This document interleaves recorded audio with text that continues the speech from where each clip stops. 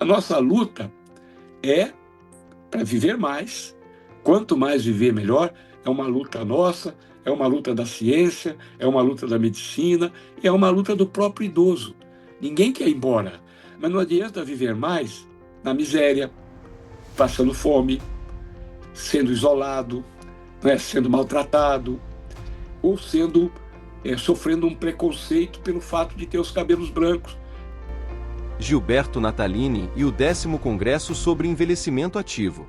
Olha, nós resolvemos, como cada congresso tem uma pauta. Nós já tivemos 9 pautas, essa será a 10ª. E nós resolvemos falar, dessa vez, sobre a história do trabalho sobre envelhecimento na cidade de São Paulo. O que vem sendo feito durante esses anos todos, a história do Congresso, a história das instituições que trabalham com envelhecimento, são muitas, só parceiros nossos, tem mais de 60 parceiros do Congresso, instituições, órgãos públicos, organizações da sociedade civil, academia, faculdades. Então, a gente vai procurar fazer um apanhado do que se produziu e se produz dentro da pauta do envelhecimento na cidade de São Paulo. É claro, e isso extravasa para o país, porque São Paulo é aquela história, né? Tudo que é feito aqui, o Brasil acompanha de alguma maneira, ou a gente pega alguma experiência também de fora, mas o foco nosso é a cidade de São Paulo, né? Tem muita coisa nos últimos 20 anos que aconteceram na cidade de São Paulo sobre o envelhecimento. E o Congresso nós vamos procurar fazer uma síntese disso, né? De onde a gente veio, como é que foi que viemos e para onde a gente vai. Esse é o objetivo. Então, as pessoas vão contar suas experiências, né? Cada mesa tem uma mesa de abertura, depois tem uma mesa de manhã e mais 3 mesas à tarde. Cada mesa vai fazer um enfoque sobre a história do trabalho com envelhecimento na cidade de São Paulo. A importância de preservar as memórias. A história das lutas sociais, que são muitas, né? E o trabalho e a luta para a gente criar um ambiente de envelhecimento ativo, digno, humanitário para as pessoas, essa luta é muito nobre. Primeiro, porque quem envelhece é porque já deu de si muito para que a humanidade melhorasse, né? Cada velho, cada idoso, ele já percorreu décadas na vida, produzindo, trabalhando, cada um do seu jeito, né? Isso é a grande maioria das pessoas. É claro que tem um ou outro que trabalha contra a corrente, né? Trabalha para atrapalhar, mas esses são minoria total. A grande maioria produz, dá de si, cria coisas, inventa coisas, acolhe as pessoas. Então, o envelhecimento, o trabalho e a luta pelo envelhecimento é muito nobre. E você buscar essas memórias ou preservar essas memórias é muito importante para que você valorize quem fez, quem passou a vida fazendo, e também para você deixar o exemplo para quem vai fazer no futuro.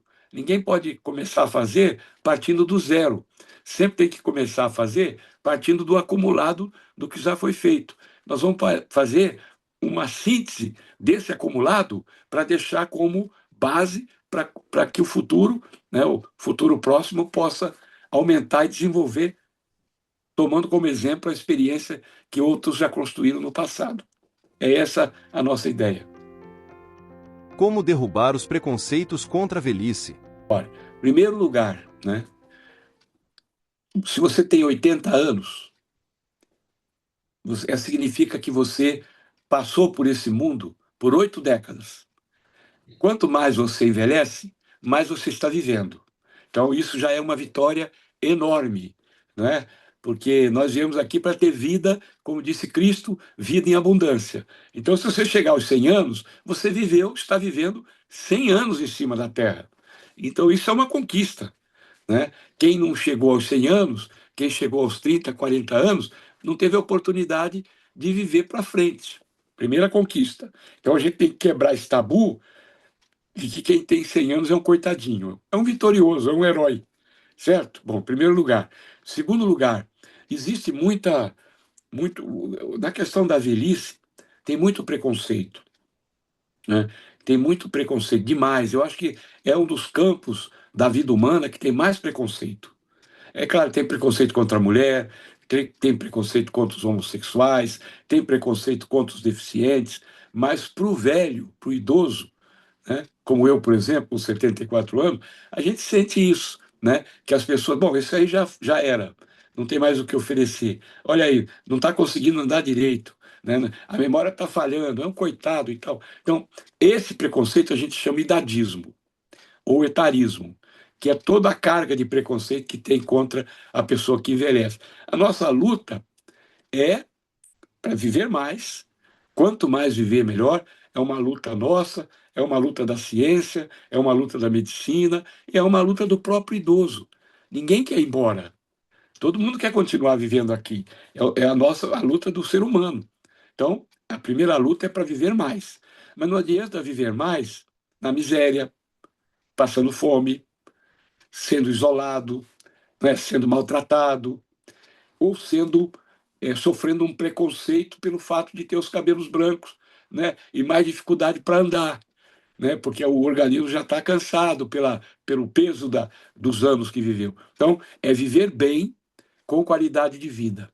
Qualidade de vida não é só saúde física.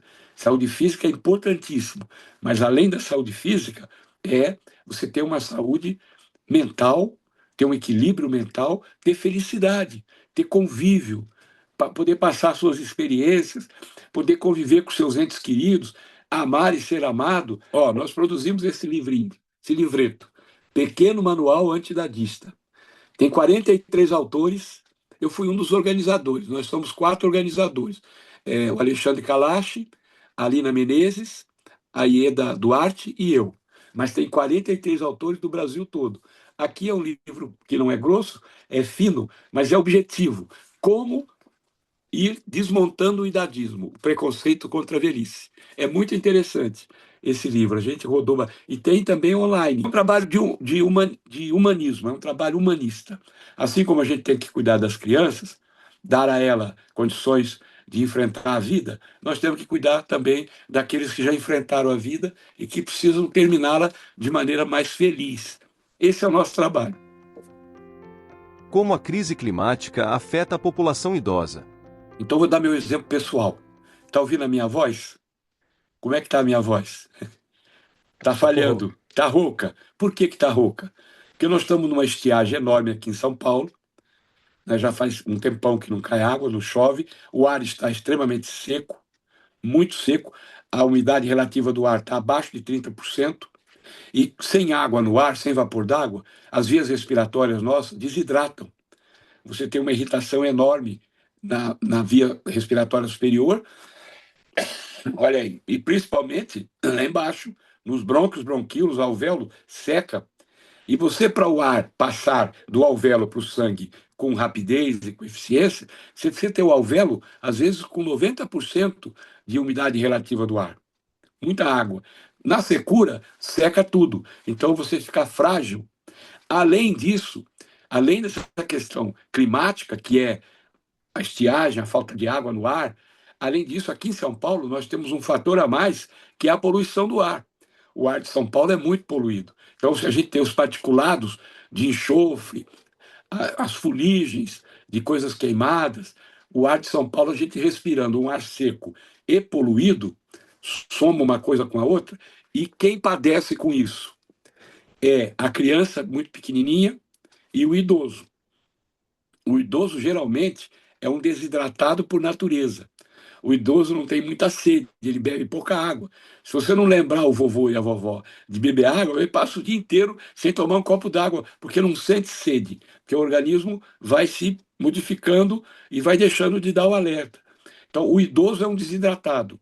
E aí, com a umidade do ar baixa desse jeito, o idoso fica desidratado cada vez mais. Aí tem esse problema nas vias respiratórias, como eu estou tendo aqui agora, você é testemunha ocular disso, e também existe uma desidratação, uma perda de líquido no sangue, o sangue fica muito grosso, como o povo fala, né? O sangue fica mais espesso, e aí você facilita no idoso, com esse sangue mais espesso, o AVC, o infarto do miocárdio, a insuficiência renal crônica, às vezes as isquemias de membros inferiores.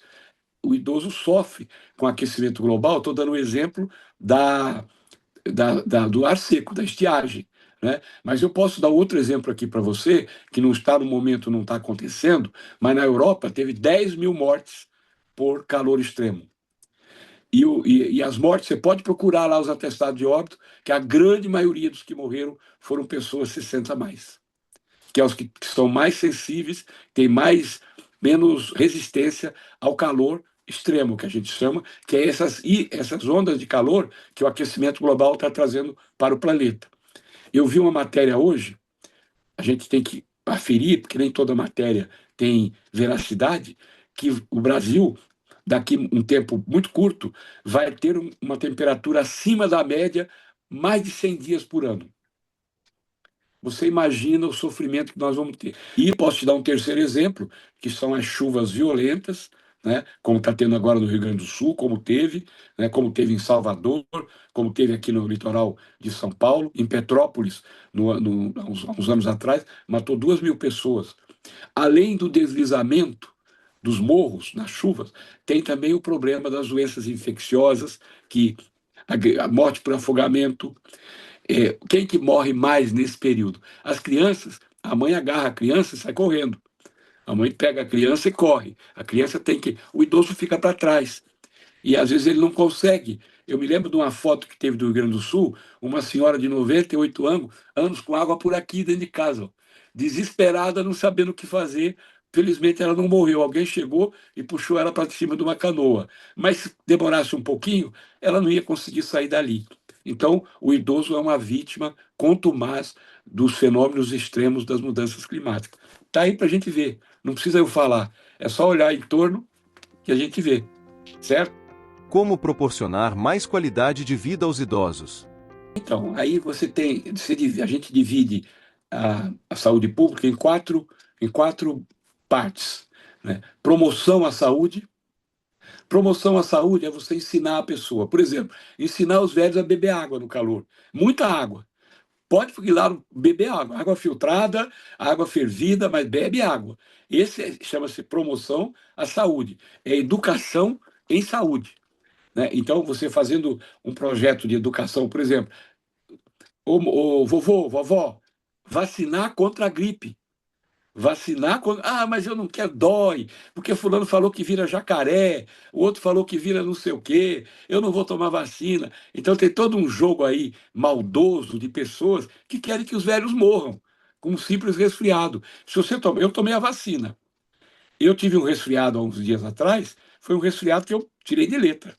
Quem toma vacina tem gripe? Tem, mas é uma gripe muito mais leve.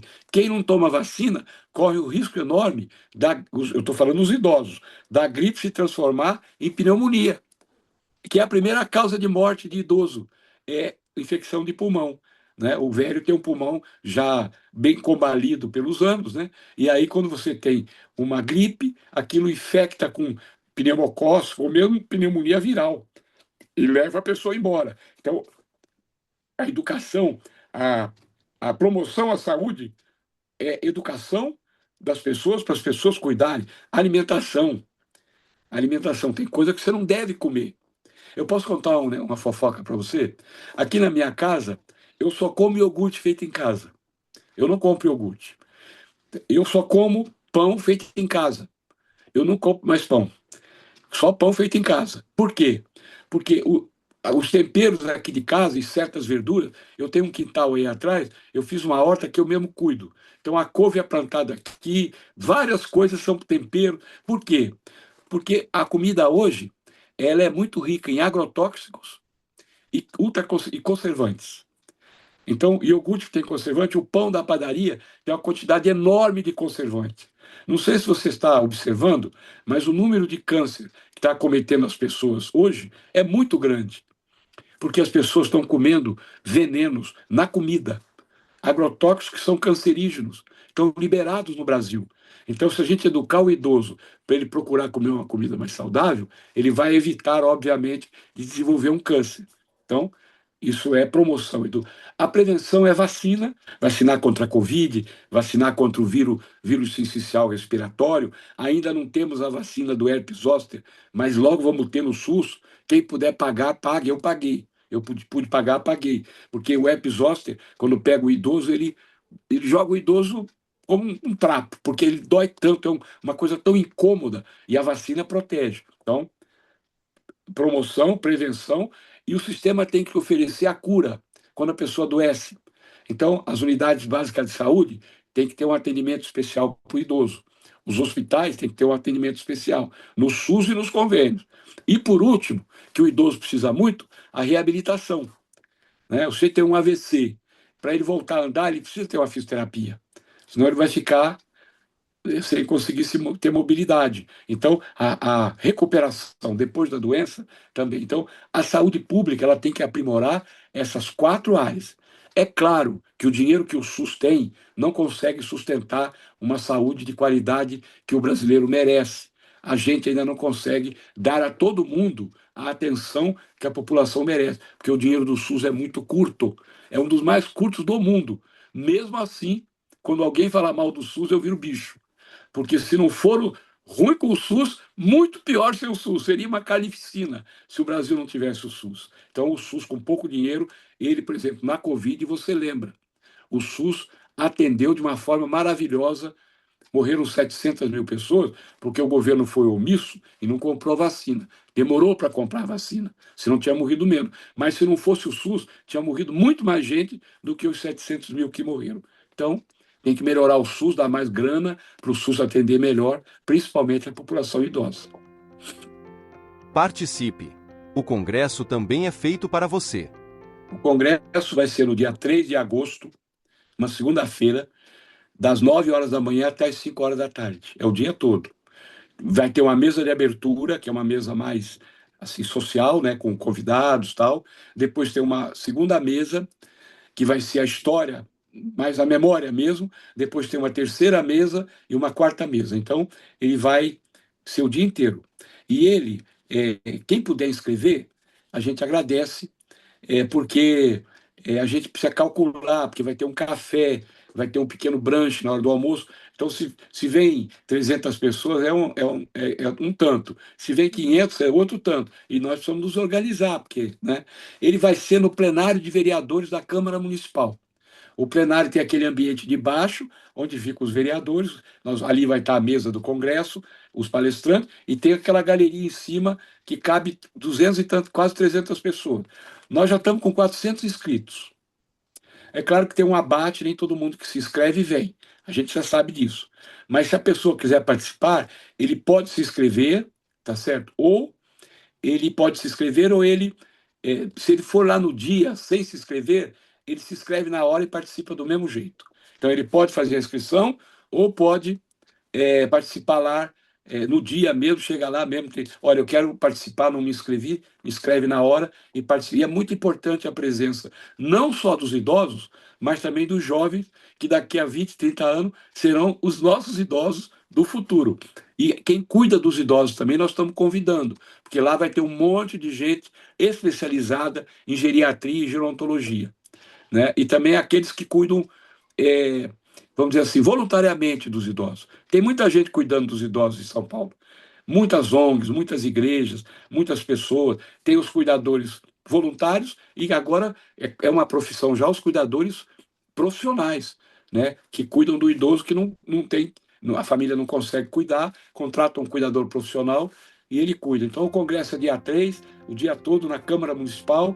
A pessoa pode se inscrever pelo site do Congresso, Congresso de Envelhecimento Ativo, entra lá no site, ou então manda a inscrição para você, você manda para mim e eu coloco lá, tanto faz. Ou vai lá no dia, bate na porta lá da Câmara e fala, eu quero participar, e vai participar do mesmo jeito.